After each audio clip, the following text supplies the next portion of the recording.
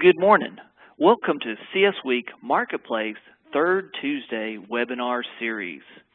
CS Week Marketplace offers fresh perspectives and strategies presented monthly by knowledgeable specialists from the Conference 37 Platinum and Gold sponsors.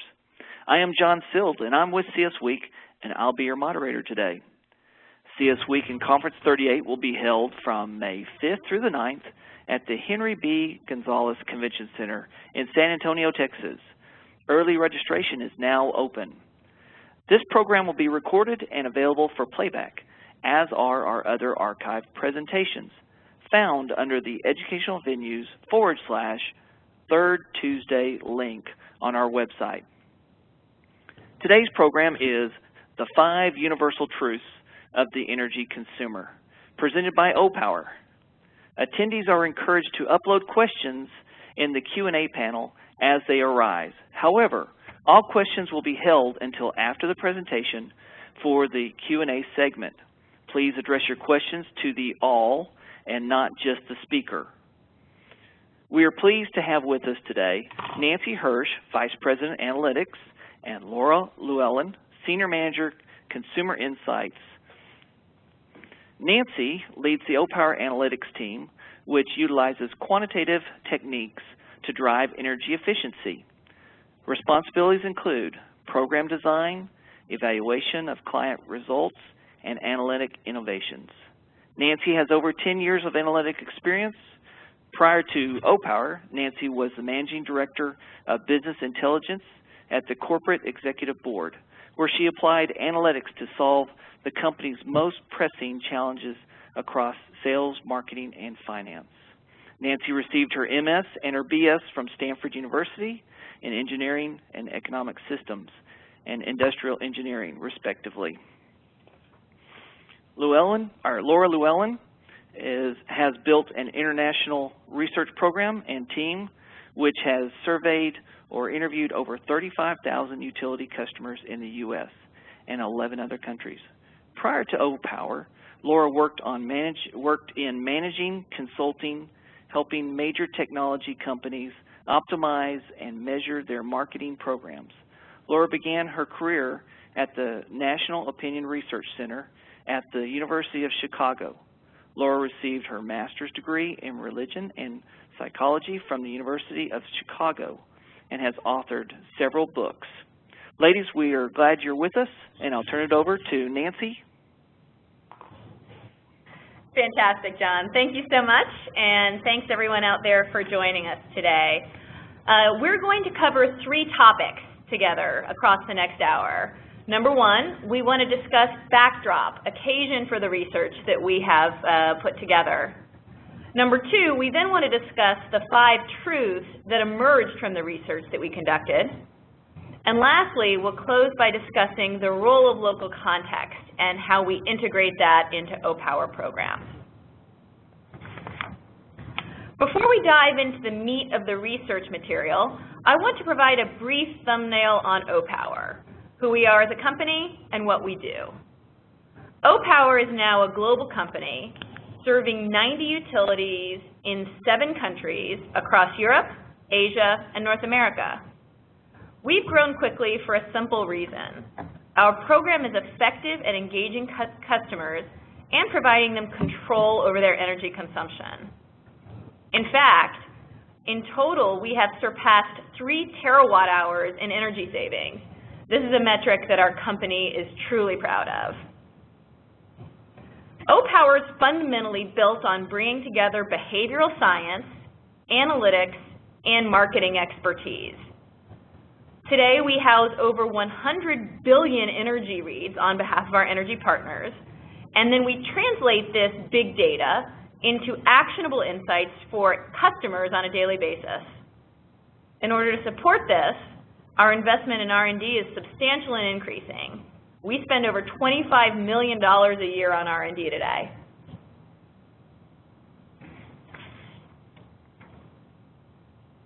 Additionally, Opower takes analytics and the consumer experience extremely seriously.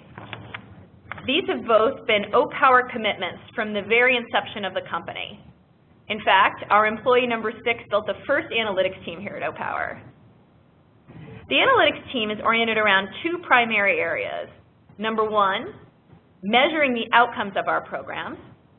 This includes energy efficiency, customer satisfaction, customer retention, and many other outcome variables. And number 2, focusing on the customer experience that our program provides. More recently, we've been taking a forward-looking view, analyzing how our programs need to adapt to different cultures as we launch programs into new markets. And that's what we'll focus on today. To that end, we undertook a massive global research study this year to understand consumers' energy attitudes from a comparative standpoint. We wanted to understand how people in countries around the world differ from one another. In total, we've completed over 15,000 surveys and interviews outside the U.S., and we've complemented that work with qualitative research. At Opower, we find that qualitative and quantitative research offer slightly different perspectives on consumer attitudes and behavior, and in combination, they provide a very holistic perspective. The surveys themselves that we sent out are pretty similar across the world.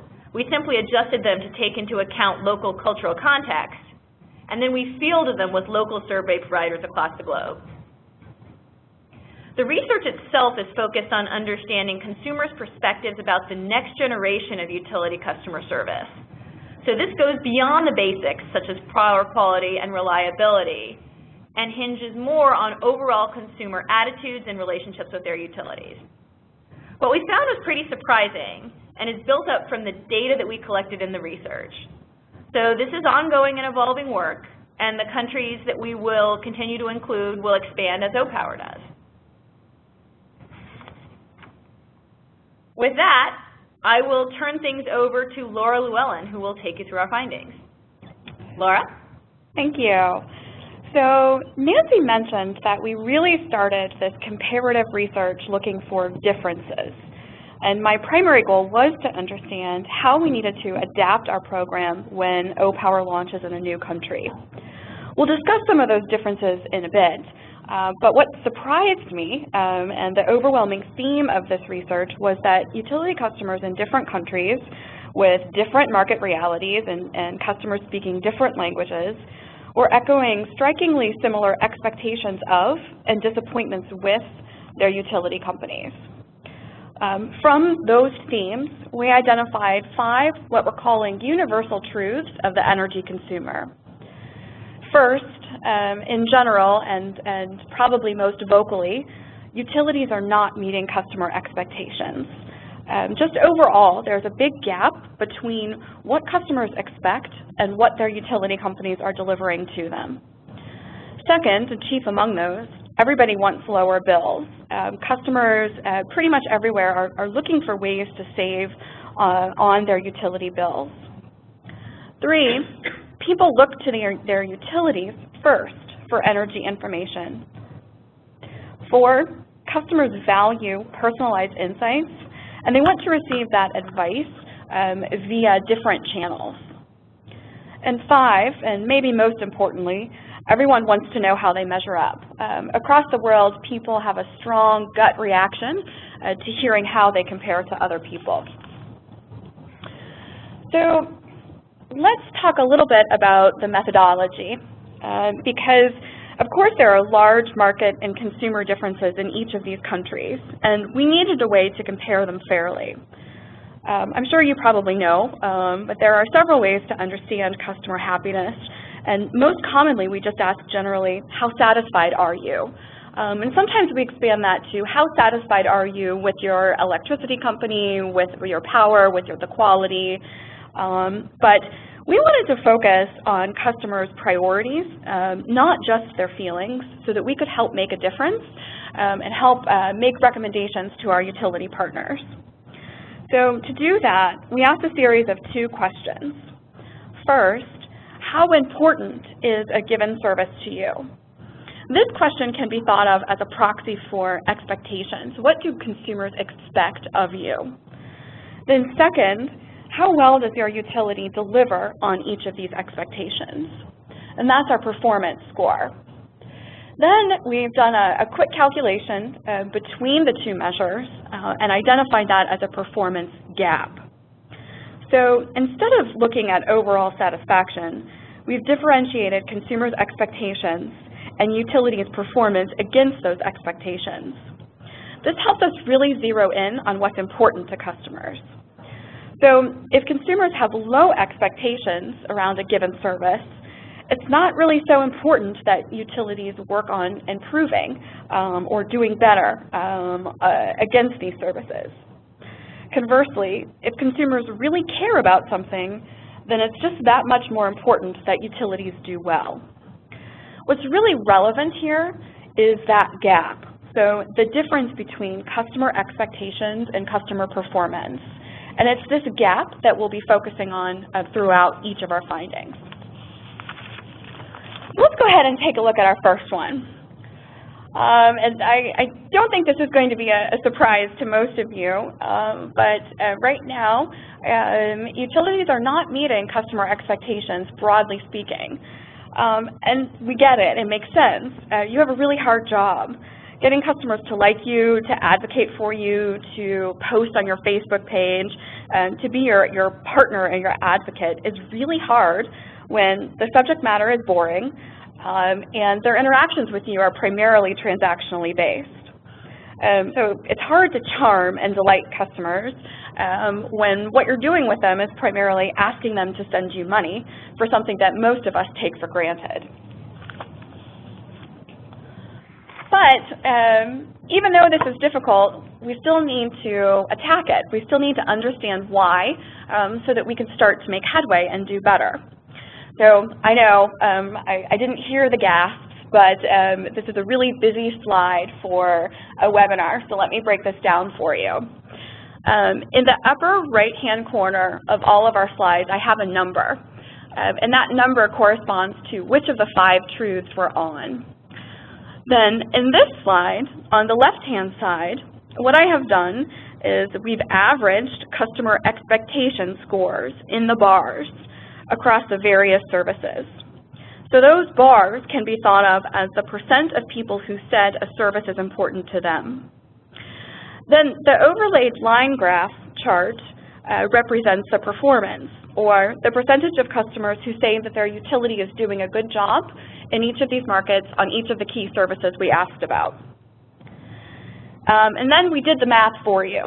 So in the blue text beneath this bar line graph, I've calculated the gap. Again, that gap is the difference between the bars and the lines.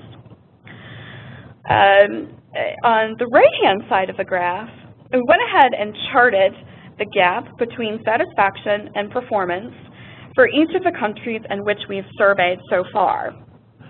This is just to give you a little bit more granularity, and because I wanted to point out where the U.S. falls in all of this. And you see that the gap in the U.S. is smaller than the gap in most of the world. But on the next slide, it's important that even we here in the U.S. don't get too comfortable. I'm guessing that some of you are familiar with the American Customer Satisfaction Index. And what I've included here is 2013 data that shows where the utilities broadly rank. So here you find us just beneath banks and somewhere above health insurance companies and airlines. Now, I know that some of you on the phone are from municipal utilities or from cooperative utilities, and you know that you typically have a higher customer satisfaction than what's represented here, which refers to the IOU or investor-owned utilities. However, the rest of the data that we present is coming from a combination of both IOU utilities as well as municipal and co-op utilities. So this data may include some of your customers as well. So the point of this slide is can't get too comfortable. And the root of that is really that nobody likes paying their utility bill. And this stands out anywhere we are, regardless of how much electricity costs. It's not news to anyone, but it is important to pay attention to because in many cases, paying that utility bill is the consumer's primary and sometimes only interaction with the utility company. What this means is that cost itself is very salient to customers, and we need to pay attention to that.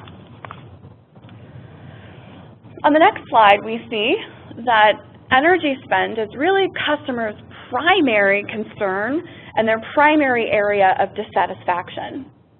So on the left-hand side, what we've done is graphed the gap in general between three different types of services: cost, information, and overall customer outreach.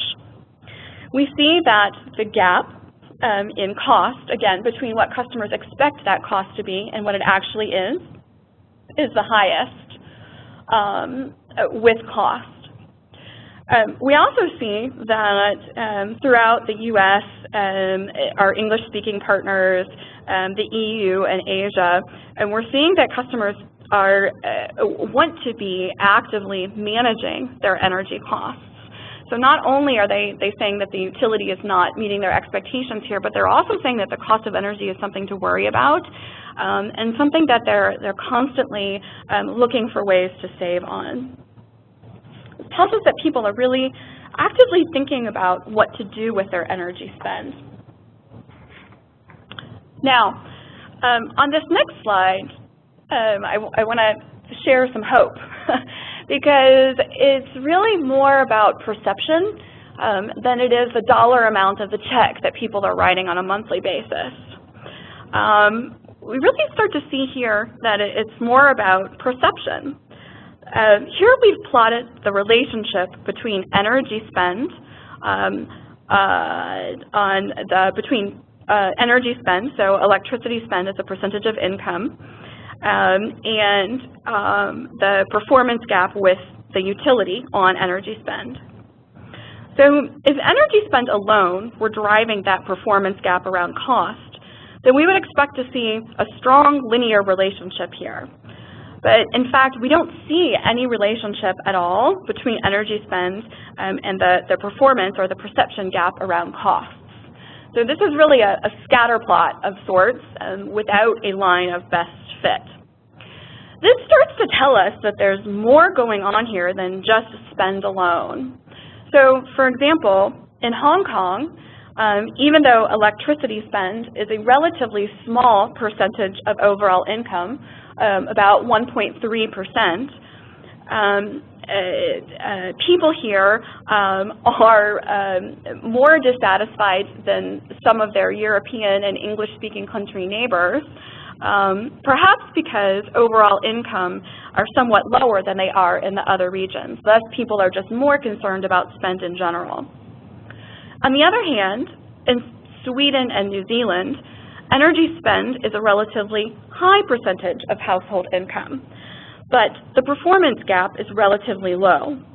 This may be because costs are higher across the board in these markets, and it may also be because these are competitive markets. So in both Sweden and New Zealand, customers choose their energy provider and thus feel that they have a bit more of a sense of control over how much they're paying. But regardless of the market specifics in each of these locations, this is good news for all of us because it means that changing perceptions around cost may be just as important, if not more important, than changing costs directly.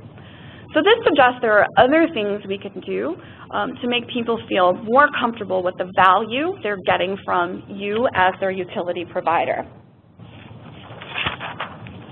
This brings us to our next truth. And in general, people trust their utilities most to provide information and savings tools for them.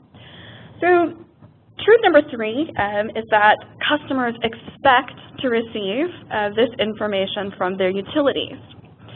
We asked customers who they trust to provide information and advice around energy. And pretty consistently, we see that customers trust their utility companies above independent energy efficiency sources and above their governments. So this might seem surprising. On the one hand, customers don't like their utility companies and are generally dissatisfied, but keep in mind that utilities are experts on energy. So I like to put this in context thinking about my credit card company. If I want a better interest rate or I want to track my spending, regardless of how much I like or I dislike my credit card company, it's their customer service hotline that I'm going to call to ask for that lower interest rate. And the same type of relationship exists with utilities. You're the expert on your product, and customers are looking to you first for ways on how to use your product more wisely. Okay. So on the next slide, I want to share an anecdote from some of our qualitative research. Customers are telling us that they want information, but we spend a lot of time talking to customers who have received our program or customers who haven't received our program yet in their homes. So we actually go out and sit down with a family or with an individual and talk with them about what's important to them in their energy usage. Sometimes, and this just happens to be a more elaborate example, but sometimes we find that there are people who track how much energy they've been using across the months or across the years. And this is one example of that actual research artifact. This interviewee had been tracking his energy use for almost 15 years. You know, this way of thinking about energy information might be helpful for some people, but it doesn't necessarily give us a strong direction of what they can do about it. So when I asked this gentleman what he learned, he just kind of looked at me, despite having this strong spreadsheet here. And the fact is that few people can process this much information. And really, what customers want are personalized tools. So it's less about information, and it's more about personalized tools that will help them manage their energy spend. And again, across the world, what we're seeing is that a majority of customers tell us that they want progress updates on how much energy they've saved, explanation of how their energy use compares to that of other customers, advice on how to save energy as the weather changes, as well as personalized recommendations on how to reduce their home energy use. People around the world find personalized information to be a valuable and important service and want this type of information to be geared toward how to help them manage their spend. So overall, what we're talking about is that customers want insights. They want you to do some of this hard work for them and deliver them information that's digestible and easy to use. People want this information to help them take action. But you remember we mentioned before that energy use is not the most exciting of topics for most of us. So it's important that we give this information to customers in the way that they want. And surprisingly, what we found is that customers are telling us that they want to receive this information via multiple channels. So it's not just the new channels that are sexier or that have more appeal, but it's customers telling us that they want to receive information via email and paper and text message. And in fact, a majority of customers told us that they wanted to receive this information via 3 or more channels. Now, of course, this pattern varies somewhat from country to country, but the strong takeaway here is that people, individuals, as well as locales, have strong preferences for how they receive their information, and it's important to meet those expectations as well. And then our last truth focuses on how much everyone pays attention to how they compare to others. So we mentioned that this research was really about differences, and it started out with us hearing very similar comments from customers in different languages around the world, and that customers have a very strong emotional and internationally consistent response to the neighbor comparison. And this really is what refocused our research from looking at the differences to the international similarities. Now, of course, there are similarities here, but this doesn't necessarily mean that we all see the neighbor comparison in the same way. And we want to make sure that we're framing this component with cultural awareness, just as we frame it here in the United States with sensitivity to overall customer satisfaction, so that we can make sure that we take advantage of that impact. But when we get this key element right, we find that the program starts to resonate with customers in important ways. And this isn't just our research.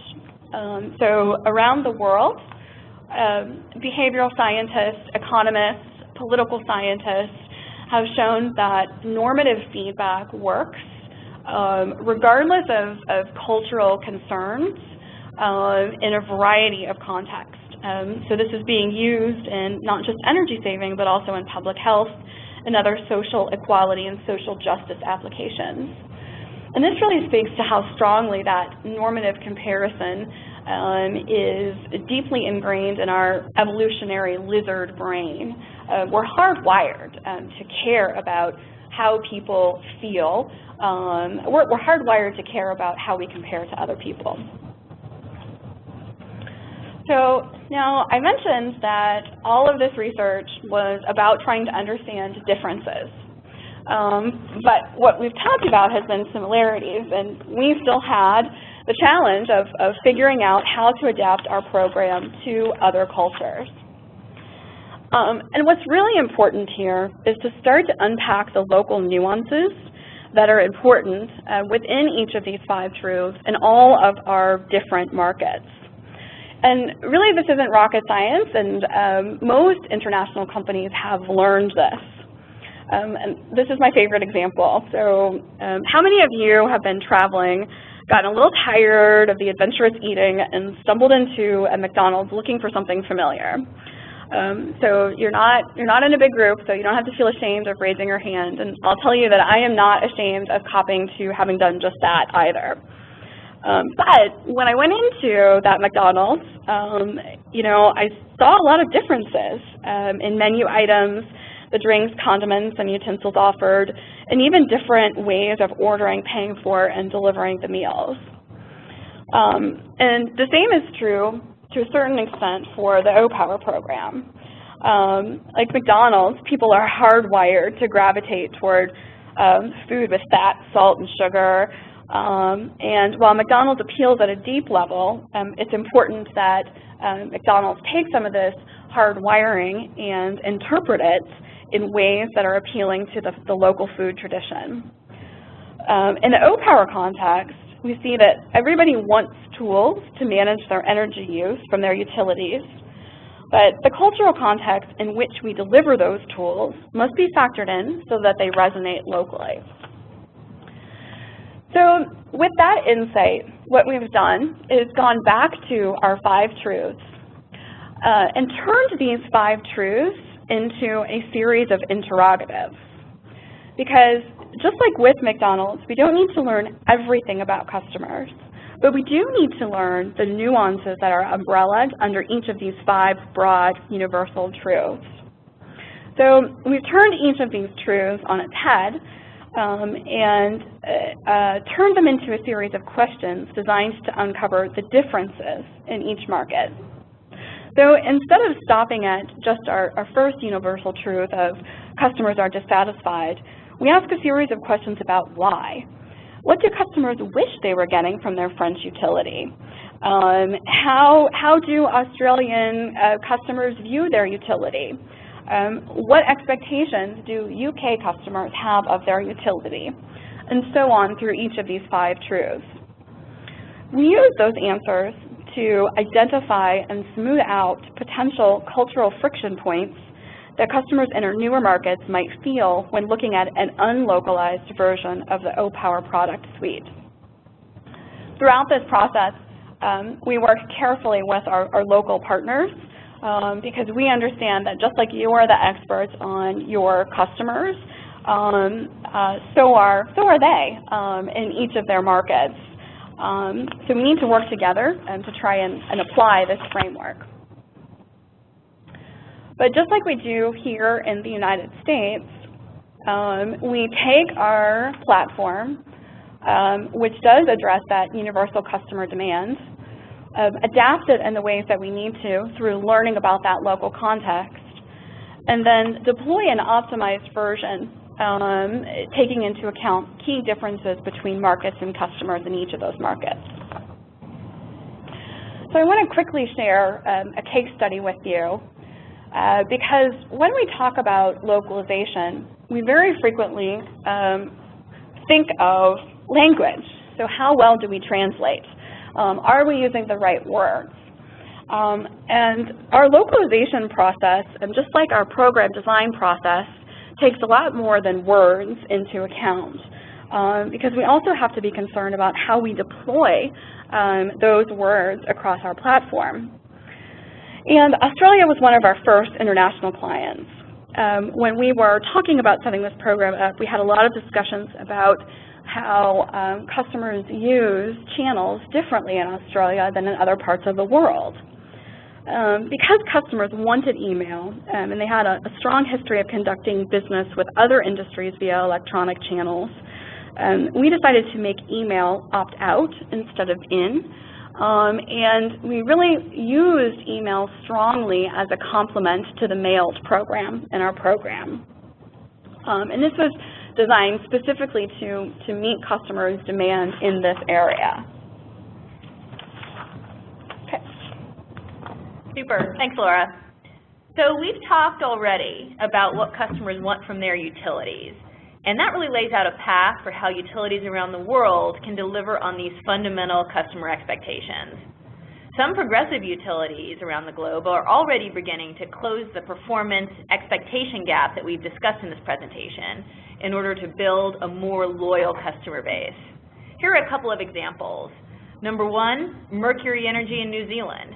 It's a highly competitive market, and they're focused on delivering on these universal truths by genuinely helping their customers to understand their energy use and then how to reduce consumption. And they do this by delivering personalized information to all of their customers in conjunction with Opower. Number two, E.ON UK is in another highly competitive market, and consumer trust is really paramount given the skepticism in the market after recent price increases. So E.ON is seeking to rebuild that trust by delivering valuable and differentiated energy management tools for all of their customers. They're certainly very aware of truth number 5 and have run a series of advertisements in prime time about comparing energy use across people. We at Opower are really proud to have had the opportunity to partner with such progressive utilities across the world and to help them to meet their customer expectations. We've certainly learned a tremendous amount from these partnerships to date, and we'll continue to do so on a go-forward basis. At this point, I will turn it back to John for questions from the group. All right, very good, ladies. Great presentation, very informative. You have received several questions, and I'll just toss them out to you, and then you can answer. Your first question is, are you going to be conducting this research in other locations? Yes, we absolutely are. We are expanding the countries and the regions as Opower expands. So next up, we have several countries that we're discussing in South Africa, or I'm sorry, in Africa and South America for inclusion. Oh, very good. Can you talk about if this research applies to gas and not electric? So I think that this applies really uniformly across energy sources. Many of the questions, I think when people consider energy, they think about electricity first and foremost.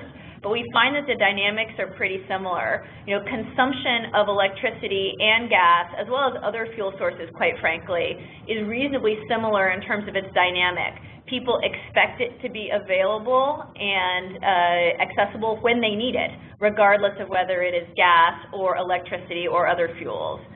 And Opower does have programs that focus on electricity, on gas, and then what we call dual fuel programs, which combine the two and give a holistic view on both electricity and gas consumption. Very good. All right. What can utilities who do not have a smart meter system set up to provide personalized energy insights? Yeah, I would say the majority of the companies that Opower works with today do not have smart meter systems. So everything that we've discussed today, in particular the normative comparison and showing how energy use compares to neighbors in similar homes, is activated by a much less granular read. The typical company that we work with reads energy usage on a monthly basis, and that is plenty to give people an understanding of how their usage compares to others and motivate them to save. We even work with some utilities who get energy reads on a less frequent basis than that. Gotcha. Okay. I've got a follow-up question for you. Can you provide a little more detail into the process of conducting your research? Sure. So the surveys were conducted via online panels and in consultation with local partners in each of these markets.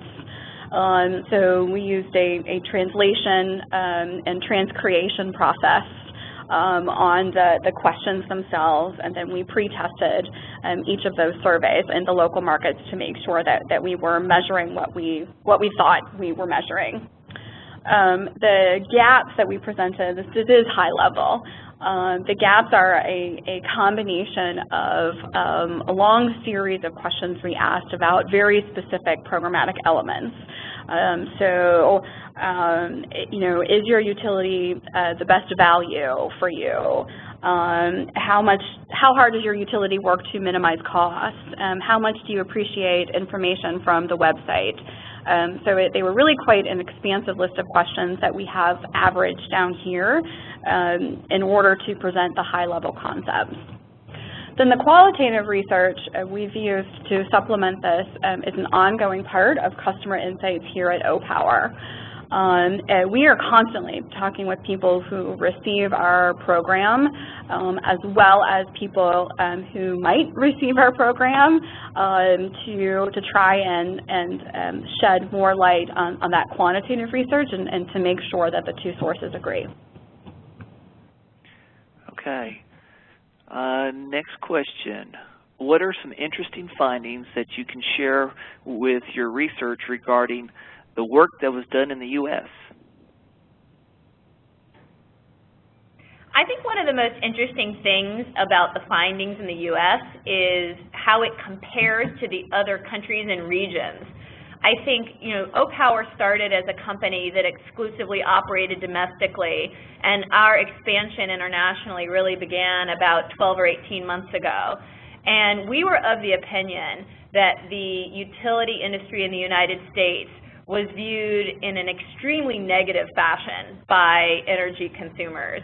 And we were very surprised to find that, in fact, this is not only a worldwide trend, but in fact the U.S. performs relatively well in comparison to other parts of the world.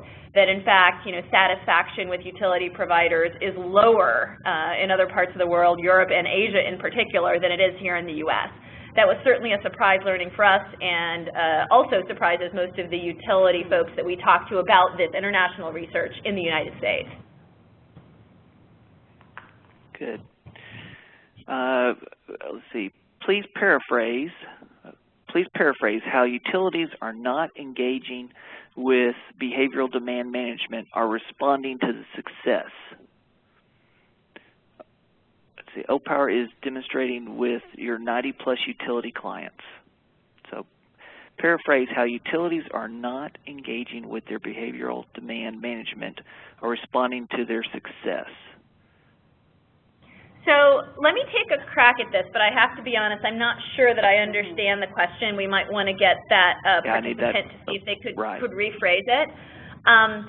One comment that I would make is, Opower comes at the perspective of giving customers control over their energy use at scale. So our programs are almost exclusively deployed on an opt-out basis.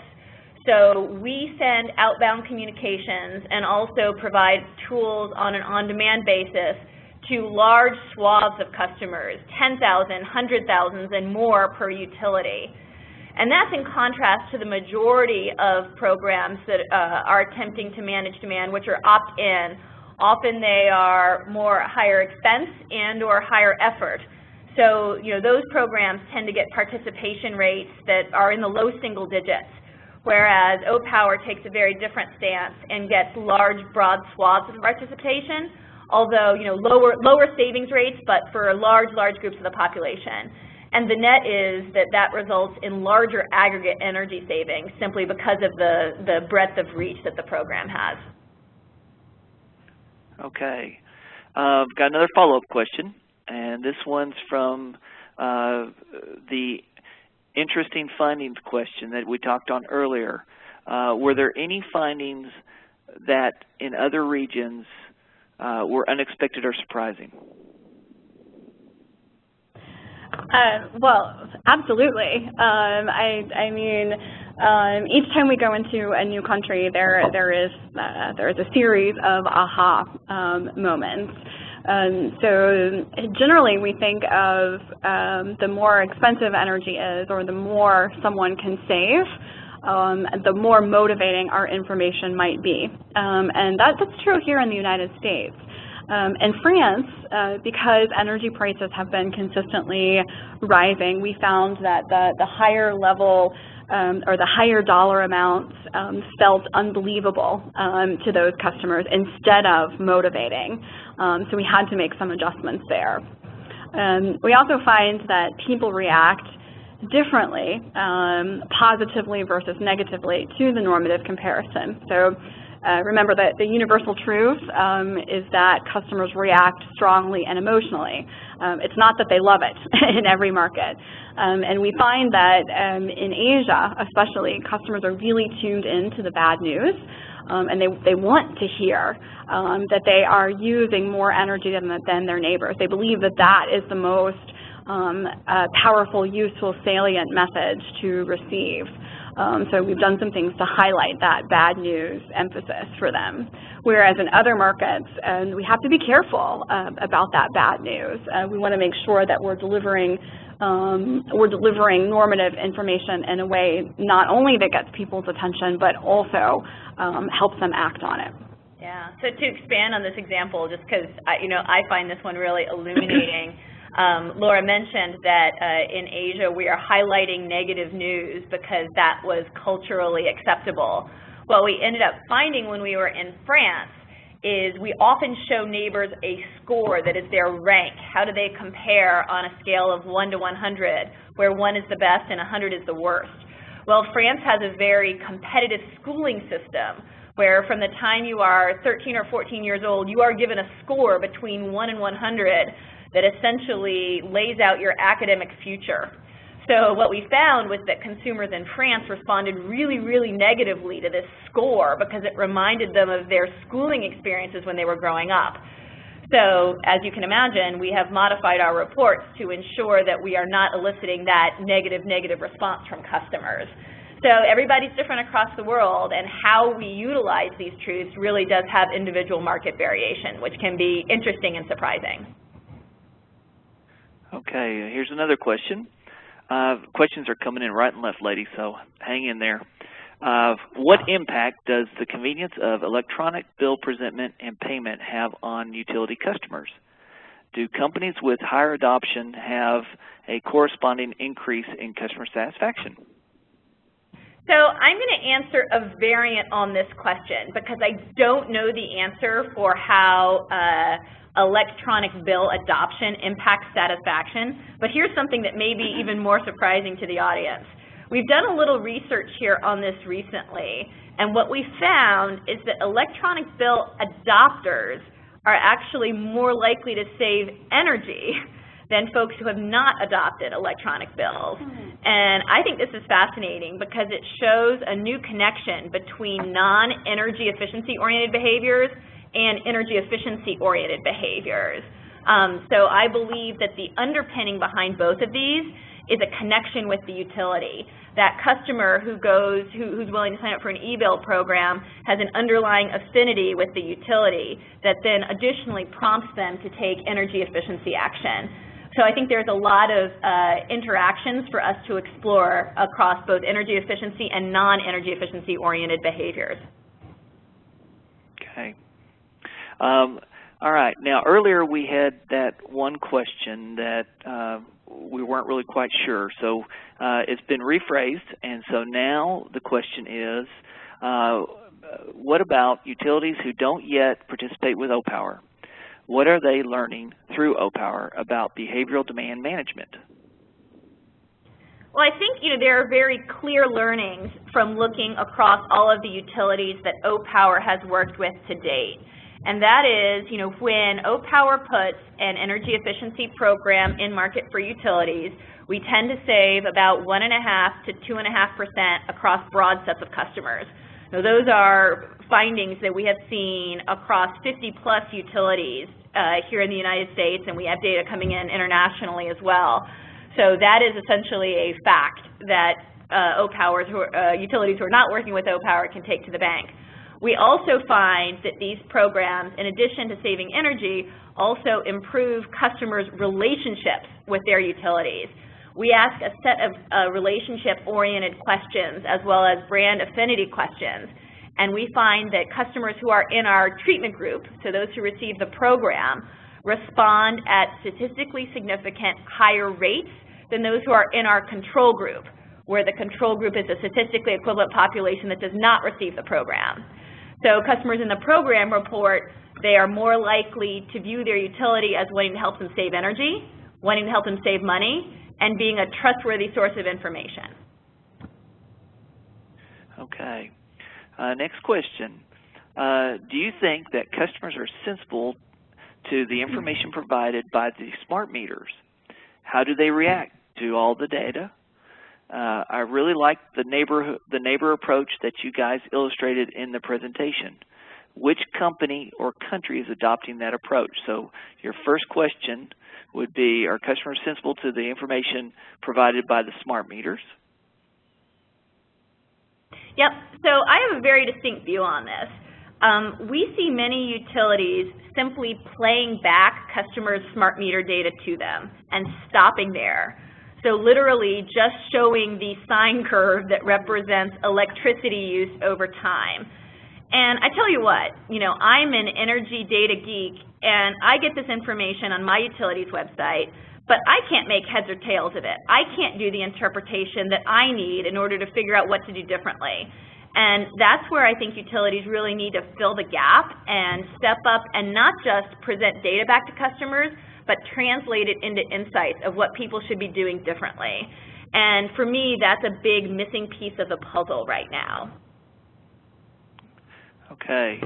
Can you share with the approach or the adoption, and which company or country is adopting that approach? Yeah, so in terms of the work that we do with smart meters and translating that data into actionable items for customers, we do this with almost all of our customers who have smart meter data. And as mentioned earlier, the majority of the utilities we work with today don't have smart meter data, but it's an increasing portion of our client base. So I would estimate it at about somewhere between 20 and 40% of our clients have smart meter data. And we do a handful of things with that.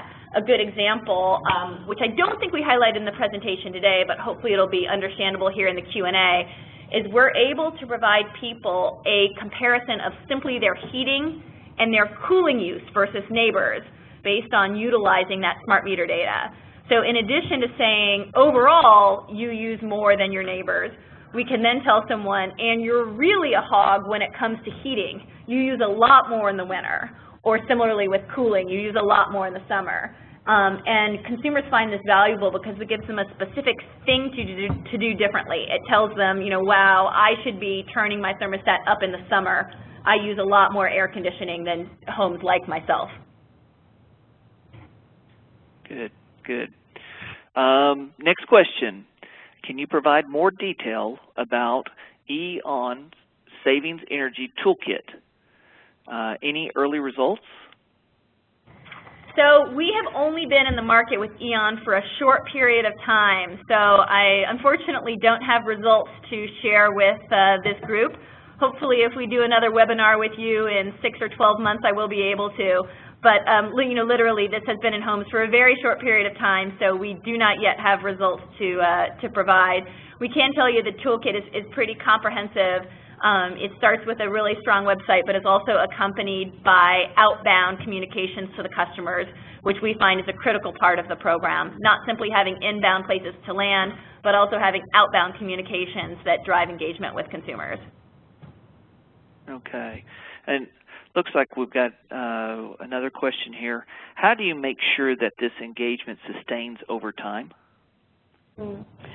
That's a great question, and we see it in two ways. One, we see that our energy savings it continues to increase over time. So we know from that customers are still paying attention to the communications and are still acting on the communications. We also run extensive post-deployment customer engagement tracker surveys to understand exactly which type of engagement persists over time. And we tend to find pretty consistently that even after 12, 18, 24 months, customers are still paying attention to the home energy reports and using them really as a way to gauge their progress or a way to engage their family in discussions about energy usage. So we consistently monitor our programs in those two ways. Okay. Well, looking at the time, we want to be respectful of everyone's time, and we're nearing the top of the hour. And ladies, you guys have just done a fantastic job. We want to thank you very much for your time and for your sharing your expertise. If you end up having a question that comes in afterwards that was not answered, Lisa Collins in our office will forward those questions to our presenters, and they will get those questions will be answered, and we will follow up with you. We want to thank everyone for joining us for today's webinar, and at this time, this concludes our webinar.